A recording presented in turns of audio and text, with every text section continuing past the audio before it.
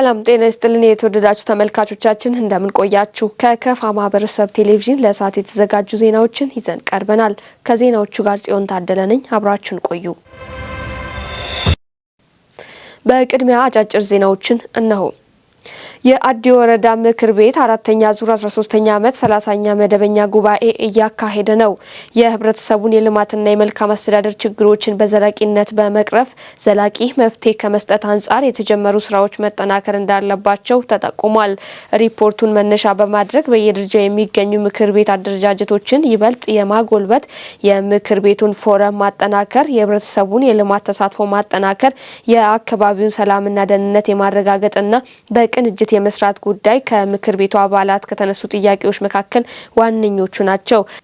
ለተነሱ ጥያቄዎች ምላሽና ማብራሪያ የሰጡት የወረዳው ምክትል አፈ ጉባኤ አቶ አጥናፉ መሸሻ በምክር ቤቱ አባላት የተነሱ አስተያየቶችን ተግባራዊ ለማድረግ በትኩረት እንደሚሰራ ገልጸዋል።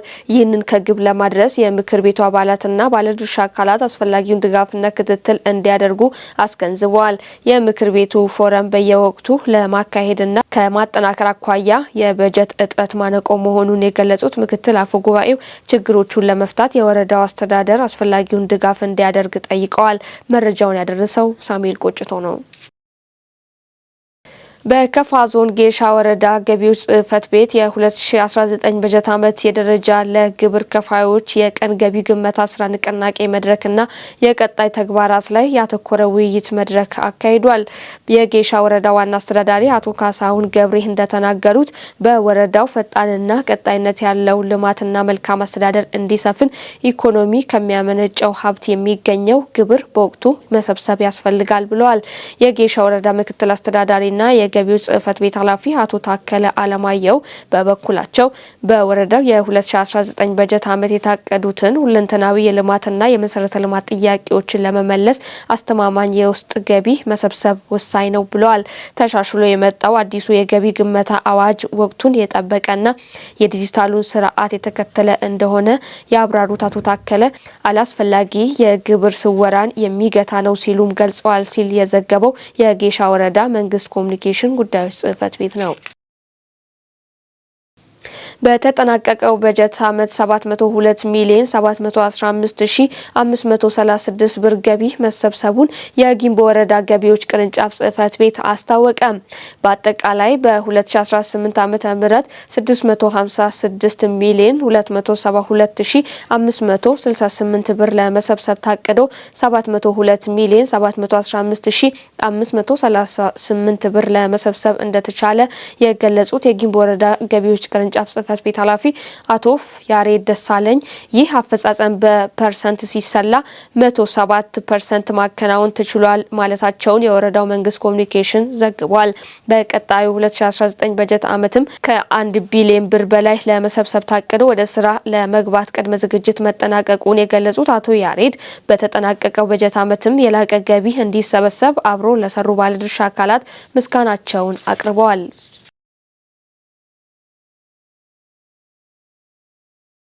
ወደ ዝርዝር ዜናዎች አለፍን። ኢትዮጵያዊነት የተሰኘ የኪነ ጥበብ ቡድን በአካባቢ ጽዳት ዘመቻ የበኩሉን እየተወጣ መሆኑን አሳወቀ። ይህም የክረምት በጎ ፍቃድ አገልግሎት አካል መሆኑን ተናግሯል። ናስር ተማም ያዘጋጀውን አማኑኤል ክንፍ ያቀርበዋል። በዚህ ዙሪያ አስተያየት የሰጡን የኪነ ጥበብ ቡድኑ አባላት እንደተናገሩት የአካባቢ ጽዳት የአንድ ወገን ኃላፊነት ብቻ ሳይሆን የሁሉንም ተሳትፎ እንደሚጠይቅ አስረድተው እነሱም የበኩላቸውን እየተወጡ መሆኑን ተናግረዋል። ምክንያታችን የሳምንታዊ በክረምቱ ሳምንታዊ የበጎ አድራጎት ቀን ነው።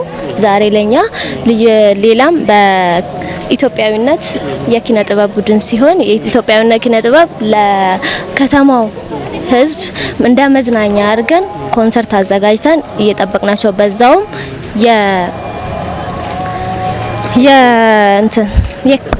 የአካባቢ ጽዳቱን በዛውም እናጽዳ በሚል የአካባቢ ጽዳት ለጤንነታችንም በሚል እናጽዳ በሚል ጽዳቱን አጽድተን ከሰዓት ኮንሰርቱን ለመስራት ነው።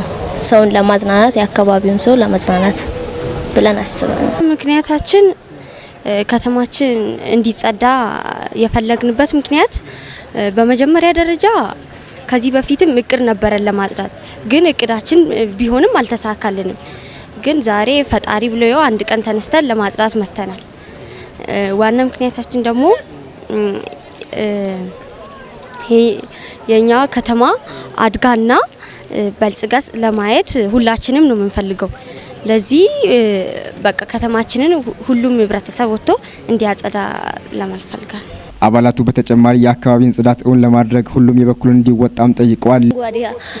ተክለን አረንጓዴ እንደሆነች እናሳውቃት፣ ጽዱ እናርጋት፣ ቆሻሻ አቱን እላለሁ። መተን አብረን እናጽዳ ብዬ መልእክት አስተላልፋለሁ። ለሌሎች ወጣቶችም ሆነ ላሉት ሰዎች የምናገረው ሁላችሁም እንደኛ በህብረተሰብ ከኛ ጋር ሆናችሁ ከተማችንን እንድታጸዱ ብዬ እናገራለሁ። ሲቀጥል ደግሞ ይሄ ከተማ አደገ ማለት የኛም እድገት ስለሆነ ሁላችሁም ወጣችሁ በህብረተሰብ ይሄን ከተማ እናጽዳ እላለሁ። አመሰግናለሁ። የኪነ ጥበብ ቡድኑ አስተባባሪ ወጣት አንተነህ ብርሃኑ በበኩሉም በዚህ ዙሪያ የሚከተለውን አስተያየት ሰጥቷል። ብዙ አመታት ያው በኪነ ጥበብ ውስጥ በነጻ ለማህበረሰቡ የመዝናኛ ስራዎች እየሰጠን እንገኛለን። አሁን በ2018 ደግሞ የክረምት በጎ ፍቃድ አገልግሎትን በምክንያት በማድረግ ከተማችንን ጠዋት ተነስተን ያጸደን እንገኛለን። ከዛም እነዚህ የኪነ ጥበብ ማህበር ደግሞ ከሰዓት ላይ ዛሬ ከሰዓት ላይ እንዲሁ አደባባይ ላይ የመዝናኛ የውዝዋዜ ኮንሰርት አዘጋጅቷሉ። ማህበረሰቡን ለማዝናናት አንደኛው ከክረምት በጎ ፍቃድ ወጣቶች የክረምት የኪነ ጥበብ መዝናኛ በሚል ለማህበረሰቡ በየአዳራሹ መቀረው በየአደባባይ ያቀርባሉ። ዛሬ ይህን ፕሮግራም እኛ ስንወጣ በጎ አድራጎት ብለን የወጣ ነው። ስንወጣ ግን እንዴት ናችሁ? እየበረታችሁ ነው ወይ? ምን እናግዛችሁ የሚል ነገሮችን ከጎን ከመንግስት አካል ቢኖር ጥሩ ነው። ከዛ ውጭ ደግሞ ማህበረሰቡ እንደዚህ ቢያንስ ክረምት ወራት ስለሆነ ቢያንስ በየሰፈሩ እያጸዱ ሰፈራቸው ማጽዳት፣ ሳር ያደገውን ቆሻሻ መልቀም፣ ማቃጠል፣ ከተማዋን ብቻ ሳይሆን ሙሉ ውስጥ ለውስጥ ያሉ ኮብልስቶን መንደሮችን አሁን እንግዲህ ብዙ ሚኒስተሮች የመጡ ነው፣ እንግዶች የገቡ ነው ከተማ ውስጥ። ከተማዋ እያደገች ነው። በማደገች ቁጥር ደግሞ ቆሻሻ የሚበዛው፣ ቆሻሻውን ደግሞ ቶሎ ካላነሳ ዋጋ የለውም። ማህበረሰቡን ቆሻሻውን ቶሎ እንዲያነሳ መልእክት አስተላልፋለሁ። እኛም ሁሌ ገና እንቀጥላለን። አሁን እንደዚህ ያማረ ነገር ከሰዓትም ትልቅ ኮንሰርት አዘጋጅተናል። ከ12 ሰዓት እስከ 12 ሰዓት ድረስ ነው። 8 ሰዓት ይጀምራል። በርካታ ክንውኖች ይኖረናል። ሁሉም መጥቶ አደባባይ ላይ ይህን ፕሮግራም እንዲጋበዙልን። በወረዳው በሁሉም ዘርፎች እየታዩ ያሉ ጅምር ውጤቶችን ይበልጥ ለማጠናከር በቅንጅት መስራት እንደሚገባ የአዲ ወረዳ አስተዳደር ገለጸ። የወረዳው ምክር ቤት የአራተኛ ዙር 13ኛ ዓመት 30ኛ መደበኛ ጉባኤ አካሂዷል። መረጃው የባልደረባችን ሳሙኤል ቆጭቶ ነው። አማኑኤል ግንፋ ያቀርበዋል። የወረዳው ዋና አስተዳዳሪ አቶ አስራት አደመ የ2017-18 በጀት ዓመት የአፈጻጸም ሪፖርት ለምክር ቤቱ አቅርቦ ምክክር ተደርጎበታል። ሪፖርቱ በወረዳው በበጀት ዓመቱ በማህበራዊ ኢኮኖሚያዊና አስተዳደራዊ የተመዘገቡ ስኬቶችንና የነበሩ ክፍተቶችን በስፋት የዳሰሰ ሲሆን በዚህም የህብረተሰቡን ሁለንተናዊ ተጠቃሚነት ማረጋገጥ የሚያስችሉ ተግባራት መከናወናቸው ተመላክቷል። ሪፖርቱን መነሻ በማድረግ ከምክር ቤቱ አባላት ጥያቄዎችና አስተያየቶች ተነስተዋል። በግብርናው ዘርፍ ምርትና ምርታማነት የማሳደግና የአርሶ አደሩን ተጠቃሚነት ማረጋገጥ፣ የመሰረተ ልማት አውታሮችን መገንባትና ተደራሽነቱን ማስፋፋት፣ የህብረተሰቡ ሰላምና የመልካም አስተዳደር እንዲሁም የፍትህ አገልግሎት አሰጣጥን ማሻሻል፣ በማህበራዊ ዘርፍ የህብረተሰቡን ጤና የማስጠበቅና የትምህርት ሴክተሩን ማሰለጥና የመሳሰሉ ጉዳዮች ከተነሱ አስተያየቶች መካከል ናቸው።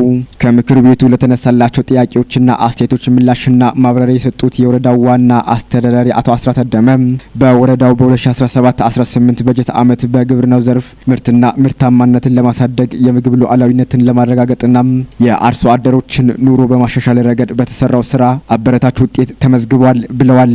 በክረምት አዝመራ በዋና ዋና የሰብል አይነቶች ከ23000 በላይ ሄክታር መሬት በማልማት ከ500000 ኩንታል በላይ ምርት ለመሰብሰብ ታቅዶም ከ23000 ሄክታር መሬት በላይ በማልማት ከ560000 ኩንታል በላይ ምርት መሰብሰብ መቻሉን አብራርተው የተደራጀ የመስኖ ልማት፣ የኮታ ገጠም እርሻም፣ የሆርቲ ካልቸር ልማት፣ የእርባታና የአካባቢ ጥበቃ ንዑስ ዘርፎች ትኩረት የተሰጠባቸው ናቸው ብለዋል። በመሰረተ ልማት ዘርፍ ህብረተሰቡንና ሌሎች ተቋማቶችን በማስተባበር የአዳዲስ መንገዶች ከፈታም ጥገናና ተደራሽነትን በማስፋፋት ረገድ በተሰራው ስራ ጅምር ውጤቶች እንዳሉም የገለጹት ኃላፊው ውጤታማነቱን ይበልጥ ለማጠናከር አስፈላጊውን ድጋፍና ክትትል ማድረግ እንደሚገባም አስገንዝቧል። የካካ ሆስፒታልን ጨምሮ በወረዳው የሚገኙ ጤና ጣቢያዎችን በማጠናከር በእናቶች ቅድመ ወሊድ በወሊድ ወቅትና ድረ ወሊድ አገልግሎት አሰጣጥን በማሻሻል እንዲሁም በህፃናት ክትባት ዘመቻ ነፍስ የማዳን ስራውን መሰራቱን ገልጸው በተለይም ተላላፊና ተላላፊ ያልሆኑ በሽታዎችን ከመከላከልና ከመቆጣጠር አኳያ በርካታ ተግባራት መከናወናቸውን ጠቁመዋል።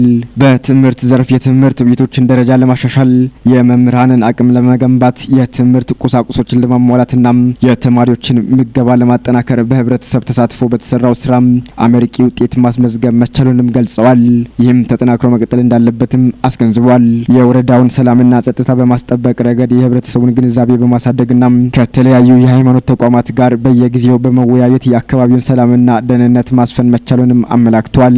የህብረተሰቡን የልማትና የመልካም አስተዳደር ጥያቄ ከመመለስ አኳያም እንዲሁም የፍትህ አሰጣጥ ስርዓትን በማሻሻልና የሚታዩ ችግሮችን በዘላቂነት በመቅረፍ ረገድ በተሰራው ስራ ውጤታማ ተግባራት መከናወናቸውም በሪፖርቱ ተመላክቷል። የወረዳው ዋና አስተዳዳሪ አቶ አስራት አደመ በማጠቃለያ መልእክታቸው በሁሉም ዘርፎች እየታዩ ያሉ ጅምር ውጤቶችን ይበልጥ ለማጠናከር በተደራጀና በተቀናጀ አኳኋን መስራት እንደሚገባም አስገንዝበዋል።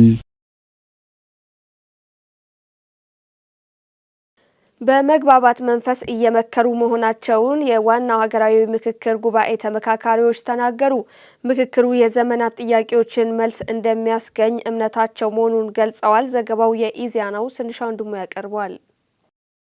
የኢትዮጵያ ሀገራዊ ምክክር ኮሚሽን በሀገር ውስጥና በውጭ ያሉ ኢትዮጵያውያንን በማሳተፍ ምክክር የሚደረግባቸውን 8 አጀንዳዎች መለየቱ ይታወሳል። በአጀንዳዎቹ ላይም 4000 ተመካካሪዎች በተገኙበት በአዲስ ዓለም አቀፍ ኮንቬንሽን ማዕከል ምክክር እየተደረገባቸው ይገኛል። ከተመካካሪዎቹ መካከል አቶ ቀጀላ መርዳሳ እንዳሉት ኮሚሽኑ ምክክሩ አካታች በሆነ መንገድ ተመካካሪዎቹን መምረጡን በአካል በመሳተፍ አረጋግጠዋል። በምክክሩም ሕዝብ የተሳተፈበት መሆኑን ጠቅሰው ይህም የምክክሩ ሌላው ጠንካራ ጎን መሆኑን አመላክተዋል። ምክክሩ በኢትዮጵያውያን ተወጥኖ በራሳቸው መፍትሄ የሚበጅለት መሆኑ ከሌሎች ሀገራት ልዩ ያደርጋል ያሉት አቶ ቀጀላ የኢትዮጵያ የምክክር ሂደት ለሌሎች ሀገራትም አርአያ የሚሆን ነው ብለዋል። አርክቴክት ዮሐንስ መኮንን በበኩላቸው በኢትዮጵያ ምክክር እንዲደረግ ሊቃውንት፣ የሀገር ሽማግሌዎችና የሀገር ጉዳይ ያገባኛል የሚሉ ዜጎች ለዘመናት ሲጠይቁት የነበረ ጉዳይ መሆኑን አውስተዋል። አሁን የጀመርነው አገራዊ ምክክር ጉባኤ ለዚያ ጥያቄ መልስ የሰጠ ነው ያሉት አርክቴክት ዮሐንስ ሁሉም በጋራ ሆኖ ልዩነቱን ተመካክሮ መፍትሄ የሚያበጅበት ትልቅ የታሪክ ምዕራፍ ተከፍቷል ብለዋል። ምክክሩ በተስፋ ሰጪ መሆኑን ጠቅሰው ወደፊት ልዩነቶችን ለመፍታት ኃይል ሳይሆን የሰለጠነ አካሄድ እንዲሆን መሰረት የሚጥል ነው ብለዋል። ሌላኛው ተመካካሪ ወጣት አርያም ጽጌ በሰጠው አስተያየት ምክክር የጋራ መግባባትን መፍጠር የሚያስችል መሆኑን ገልጿል። ምክክሩ አለመግባባቶችን ለመፍታት ምቹ መድረክ የሚፈጠርበት መሆኑን ጠቅሶ ሂደቱ በመከባበር በመተባበርና በመግባባት መንፈስ እየተሳተፍንም ነው ብለዋል። ሌላው የምክክሩ ተሳታፊ ዶክተር ቶፊቅ አጫሉ እንዳሉት በኢትዮጵያ ከዚህ ቀደም ምክክር ባለመደረጉ በመግባባት የሚፈቱ ጉዳዮች ዋጋ ማስከፈላቸውን ገልጸዋል። መሰል ችግሮችን ለማስወገድም ምክክሩ ትልቅ ዕድል ይዞ መምጣቱን ገልጸው በምክክሩ ላይም አሳታፊና ያለ ገደብ ሀሳብ እየሰጠን ነው ብለዋል። ሌላኛው ተመካካሪ ባንዲራ በላቸው በበኩላቸው ለችግሮች ዘላቂ መፍትሄዎችን ማመላከት የሚያስችሉ ምክረ ሀሳቦች እንዲፈልቁ በቂ ዝግጅት መደረጉን ተመልክቻለሁም ብለዋል።